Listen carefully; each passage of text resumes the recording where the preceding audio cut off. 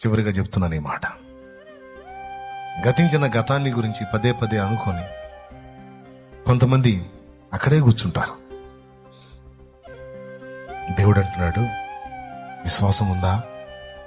ఉందయ్యా. అట్లయితే మళ్ళా ప్రారంభించాం. జారిపడ్డావా? అక్కడే కూర్చోవద్దు. పడటం తప్పు కాదు, పడ్డ చోటే ఉంటుంది తప్పు. పడటం తప్పు కాదు, అడుగు జారింది పడ్డావు, ఎటుగుడి పడ్డాను కదా ఇంక అక్కడే ఉందామని కూర్చున్నావు చూడు, అది తప్పు. ఓడిపోవటం తప్పు కాదు, ఓటమిలోనే కూర్చుండిపోయావు చూడు, మళ్ళా గెలుపు కోసం ప్రయత్నించకుండా, అది తప్పు. లే, మళ్ళీ పోరాటం ప్రారంభించావు.